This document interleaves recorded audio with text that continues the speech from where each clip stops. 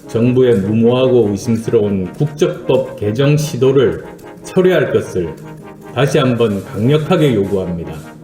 채용 공고를 내면서 사실상 특정인이나 특정 학교 출신만이 채용될 수밖에 없도록 조건을 정한다면 그건 공채가 아니라 채용 비리인 것과 같은 이치입니다.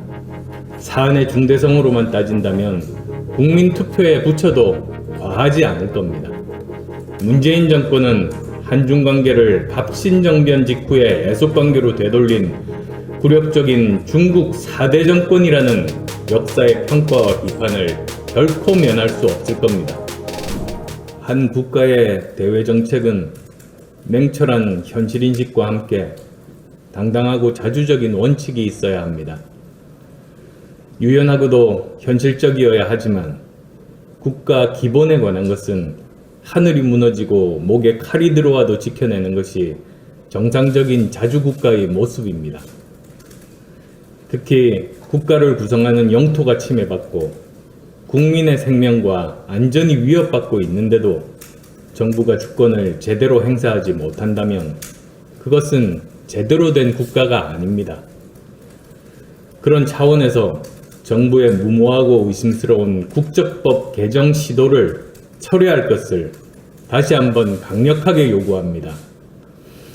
얼마 전 저는 SNS를 통해 사실상 특정 국가 출신에게만 특혜를 주는 국적법 개정안에 명확하게 반대한다고 말씀드렸습니다.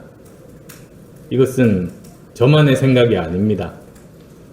지난 28일 마감된 국적법 개정 반대 청와대 청원에 31만 명이 넘는 국민들께서 동의하신 것에서 보듯이 많은 분들이 정부의 국적법 개정 방향에 분명하게 반대하고 있습니다. 지금 정부에서 추진하고 있는 국적법 개정은 한마디로 목적이 의심스러운 위인설법입니다. 만일 채용 공고를 내면서 사실상 특정인이나 특정 학교 출신만이 채용될 수밖에 없도록 조건을 정한다면 그건 공채가 아니라 채용 비리인 것과 같은 이치입니다. 국적법 개정은 단순한 법 개정이 아닙니다. 어떤 사람을 대한민국 국민으로 받아들이고 인정할 것인가 하는 대한민국 정체성의 문제입니다.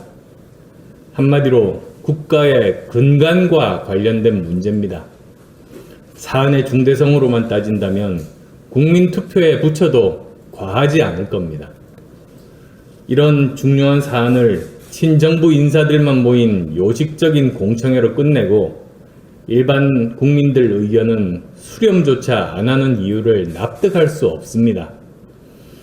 많은 분들은 이번 국적법 개정이 특정 국가 눈치 보기의 일환이며 정치적 의도가 있다고 의심하고 있습니다.